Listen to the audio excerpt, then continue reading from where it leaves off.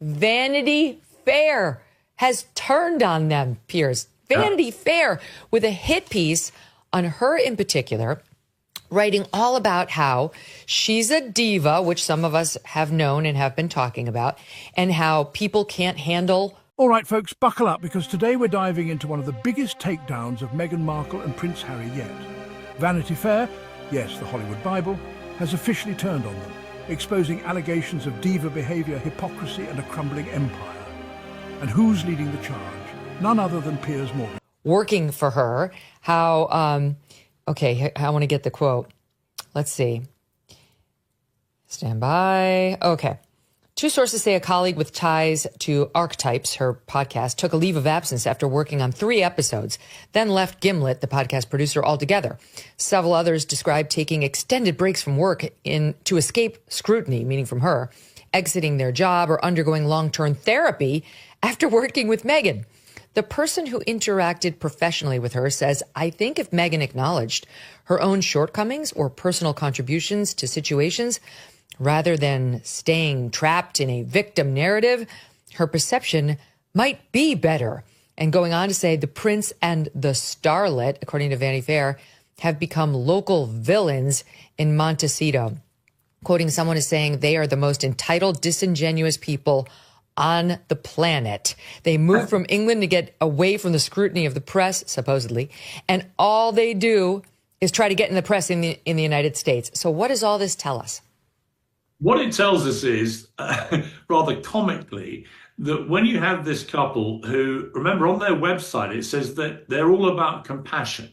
They're compassionate people. They're also all about mental health and helping people with mental health. They've been very vocal about that recently, about the perils of online trolling and the effect it has on people's mental health. And yet here we are with Vanity Fair, the Hollywood Bible, the thing that Meghan was most thrilled about getting the cover of a few years ago when she got engaged to Harry, which went down very badly with the palace at the time, I can tell you.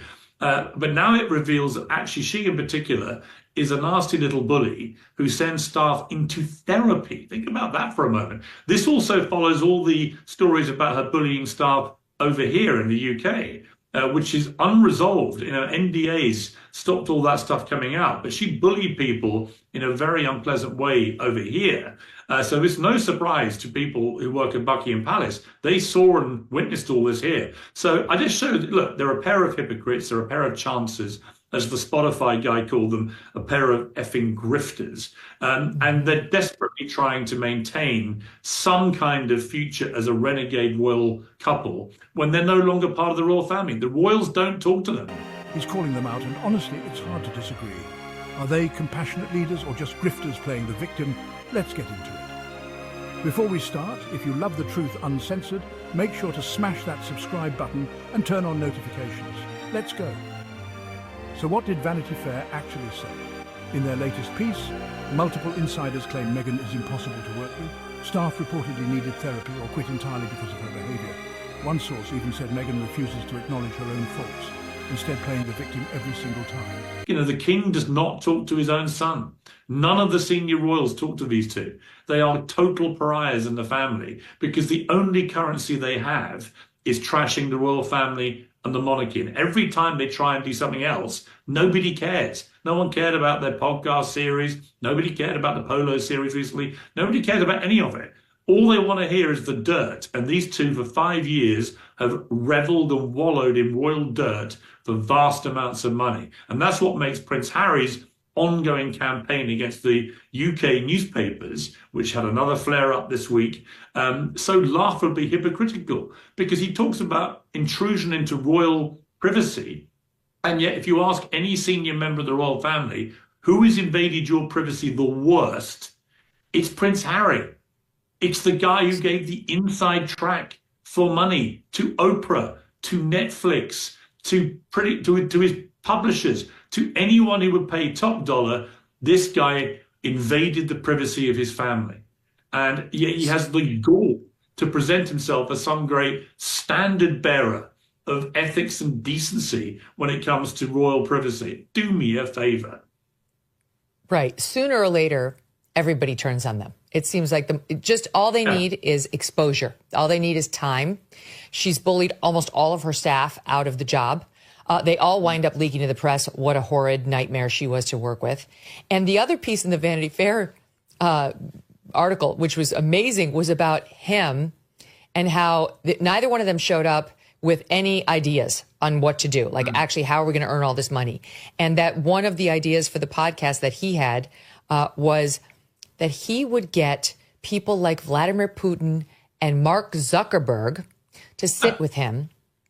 But it wasn't because he said everybody's got damage in their childhood. And I had damage in my childhood, too. So you're thinking, OK, all right, I guess he's going to use that to bond with them. No, the conclusion was that their experiences had made them into sociopaths, according to Harry.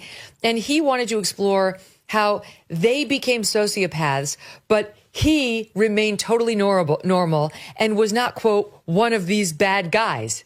And the Vanity Fair pointing out, trying to get a season's worth of world-famous sociopaths to talk about how they developed sociopathy would be what is referred to in access journalism as a booking challenge.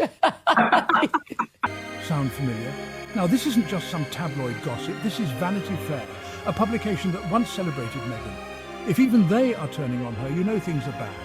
Let's talk about the hypocrisy because, wow, the irony is insane. Meghan and Harry preach about compassion, mental health and kindness. But behind closed doors, their own staff allegedly suffered so much that some had to leave their jobs just to escape. And don't even get me started on privacy. Harry keeps suing the UK press over intrusion, but who's the real privacy invader? Oh, and they're just so completely deluded. That's the thing that always strikes me. It's utter delusion. And they're also just shocking hypocrites. So do you remember when they were lecturing us all about carbon footprint and climate change? And then they were using Elton John and George Clooney's private planes like taxi services. They actually, on the day of her $500,000 baby shower in New York, attended by all the great and good ladies of New York, that was the same day that from their then Twitter account, they lectured the British people about poverty. I mean, you couldn't make it up.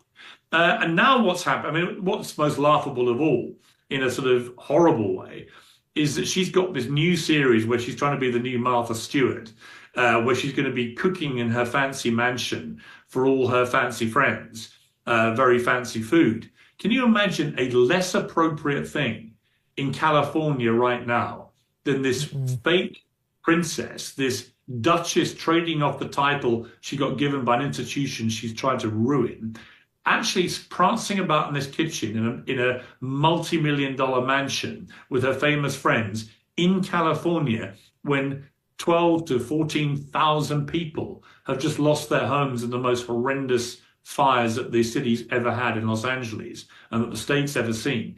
It is so unbelievably inappropriate that that series could go ahead, but I bet it does. The guy who cashed in on his family secrets with Oprah, Netflix and a tell-all book. Give me a break. Let's be real. Hollywood has moved on. Their Spotify deal? Cancelled. Their Netflix series? A glorified therapy session. Meghan's new lifestyle brand? No one cares. Even Vanity Fair mocked Harry's ridiculous podcast pitch. He wanted to interview world leaders like Putin and Zuckerberg about their childhood trauma. Seriously? Who was going to book that? They left the royal family claiming they wanted privacy, but now they're desperate to stay in the spotlight, and it's not working. Vanity Fair went all in and called Meghan and Harry local villains in Montecito. That's right, the same rich, elite California crowd they tried to impress is over them. They burned bridges in the UK, and now Hollywood is following suit. When even A-list celebrities want nothing to do with you, it's over. At this point, Meghan's only play is another rebrand. Rumours say she's trying to become the new Martha Stewart with a cooking show. Are we serious right now? Meanwhile, thousands of people in California have lost their homes to wildfires, and she's flaunting her multi-million-dollar mansion. The timing could not be worse. So what's next for Meghan and Harry? Because right now, it looks like they've lost their last shred of credibility. Vanity Fair flipping on them is a huge deal. The Hollywood elite are done. The British royal family has cut them off. Their business deals are failing. The only question left is, how much longer can they keep up the act?